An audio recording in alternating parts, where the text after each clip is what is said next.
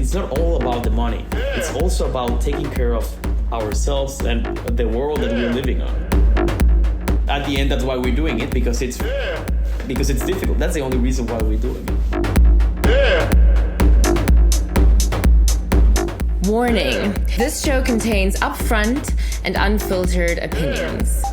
I'm Salber, and I'll be chatting to a bunch of young people to hear what they've been up to as they deal with this mess of a planet we have inherited. Thank you, parents. We'll be diving into the environment, climate change, the psychological repercussions we have been experiencing, the dreams, the dread, the humor, the hope. Oh my God. Now, what next? Let's meet today's guest.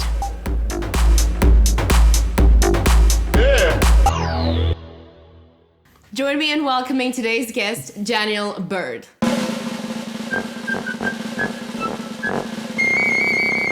Thank you very much for having me, Salber. Daniel is the co-founder and CEO of Agave Networks, which he founded in 2021.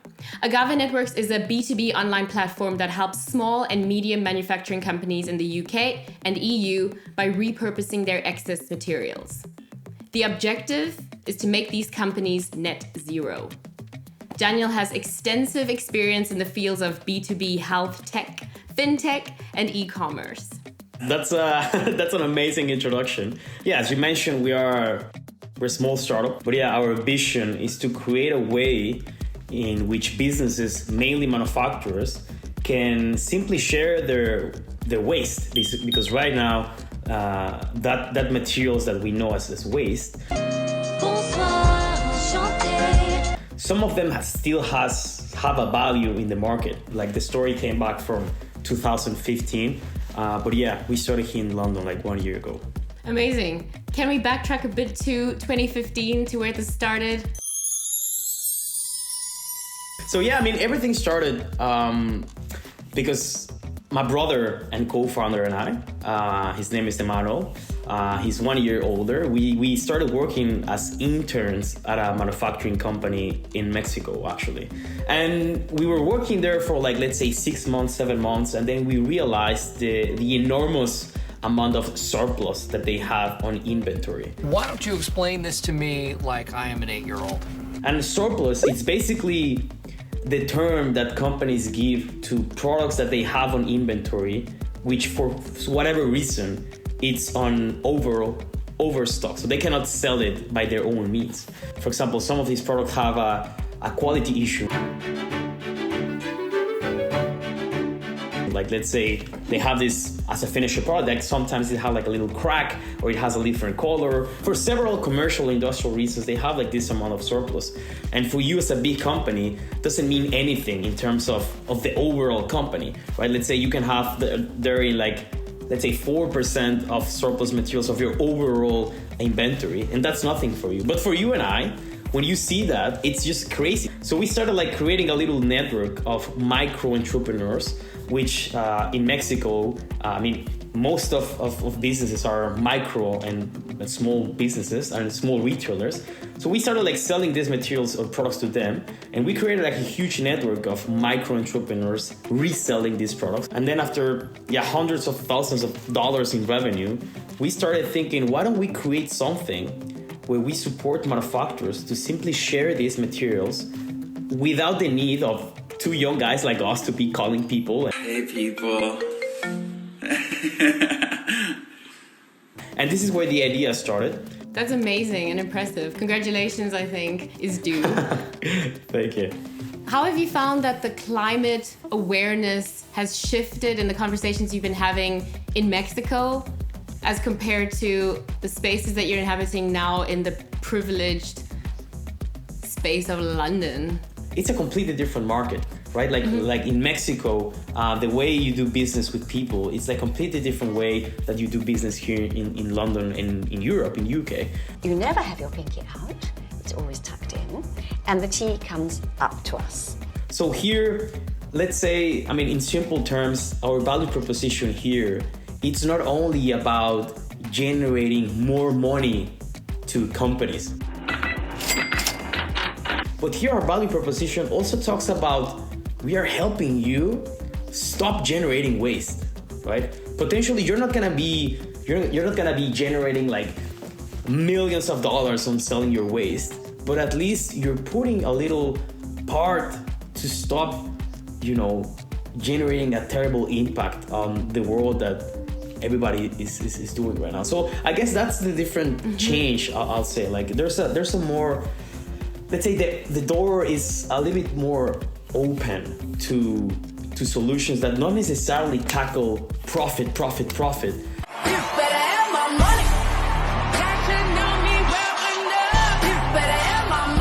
But that actually are taking into account the circular economy. Like, it's not all about the money. It's also about taking care of ourselves and the world that we're living on, right? Which at the end, it's taking care of our future selves, right? Absolutely. When you think about the term eco-anxiety, climate angst, as we say here in Germany, how would you address that topic? Like, what does that look like for you in your everyday life? So, first of all, the anxiety that an entrepreneur has is not only eco-anxiety, which that's the one that I have, right? You have the hustle of, first of all, surviving as an entrepreneur. You need to take into account your runway, like your personal and the business expenses that you're having, right? You also need to take into consideration, let's say, the FOMO that you live. Come on! No! Because all my friends, right, like we graduated from a great university here in London, like Imperial College, like everybody's doing an amazing job. Everybody has some great roles. I'm a bitch, I'm a boss. I'm a bitch and a boss, I'm a shine like glass. I'm a bitch, I'm a boss. And here I am, like waking up every day, working from home, trying to get the ball rolling in my business.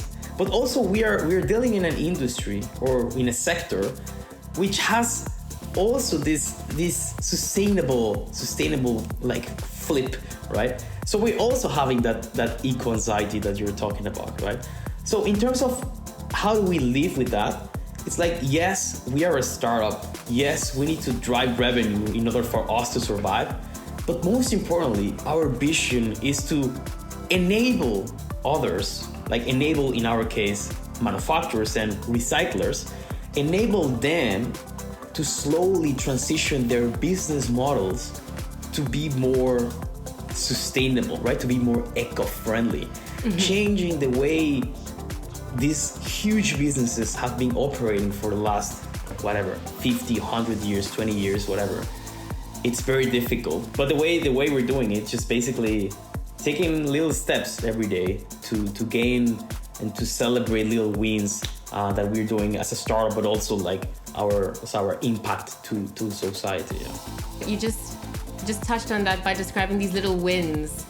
Would you care to elaborate on what the last one was? Being alive! or what these look like for you? So first of all, it's like whenever a new client approaches and tell us, hey, like, I'm interested in what you're doing. And for me as an entrepreneur, the process that in that case, I'm talking about this customer that I have there, in their heads, there's a conversation happening in which now they see a problem. What have we done to the world? Look what we've done. And because they are calling me, that means that they want to solve it. So that means that those companies, there's a critical mass of people there which are driving the conversation that are saying, we have a problem, let's fix it because it's our problem. And that's great. That's a big win for us. And also, of course, the big win is, to now get that waste and finding a potential match for that waste. It all sounds truly incredible. What would you say is the most frustrating aspect of these conversations that you're having in terms of sustainability in the startup space, the entrepreneur scene?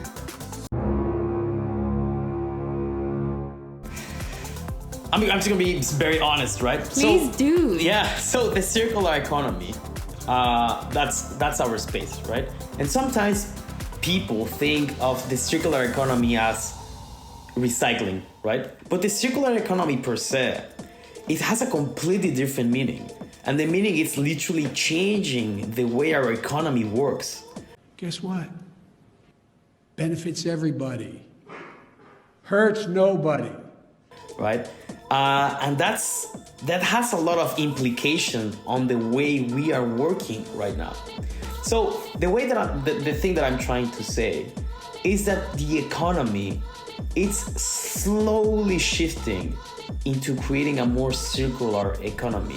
But to be honest, it's taking more time than we expected.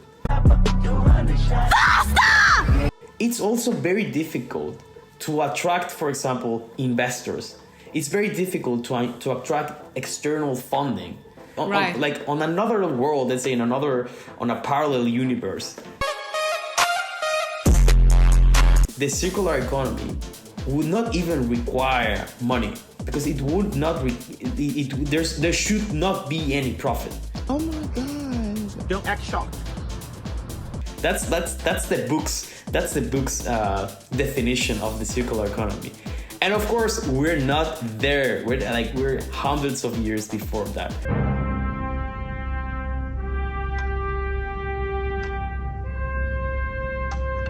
So, as an impact-driven entrepreneur, we need to start doing that shift, right? And I'm not saying that we're not here for profit. Yeah, we're here we want to make some impact, and yes, impact, we want to take some of that impact for ourselves, right?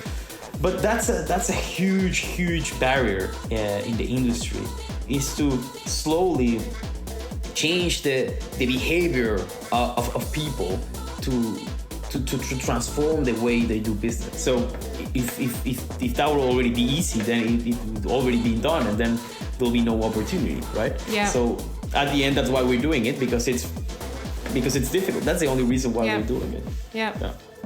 And it's difficult to point fingers at the perpetrators because it's an entire structural issue, but there are companies or corporations that have a more significant impact on this problem that we have inherited, right?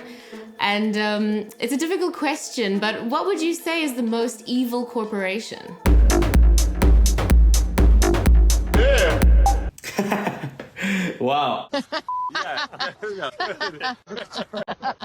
Yeah, I mean, if you look at the data, from my opinion, it's definitely like fossil fuels, of course, right?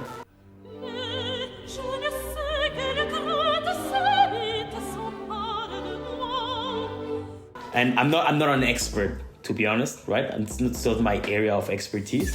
But I think that's it's a very interesting question, because I know that they're slowly transitioning into more sustainable models. It's not their fault, again, as well as you mentioned, because this is a system, right?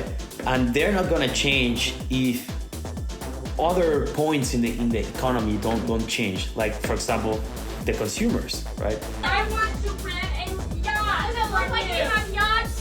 If investors don't change as well. I'm buying more. I love it. If governments don't change. If regulations don't change. Bye. And I have my hope there, like it's actually shifting slowly, but it's not gonna be tomorrow. It's gonna be taking some years. Yeah. This has been a really enlightening conversation. Thank you so much for taking the time to speak with us, or me and my multiple personalities.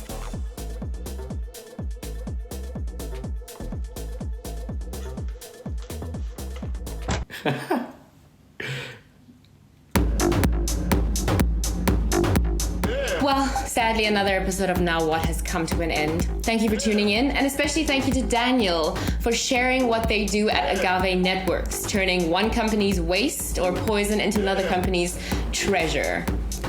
Pretty cool. If you want to find out more about what this impressive company does, take a look below. You'll find a link to their website in the description box.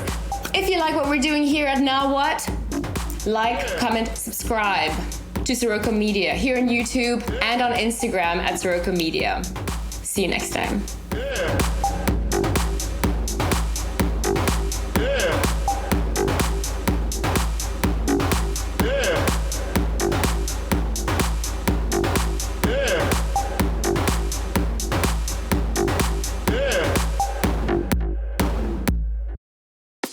circles dancing.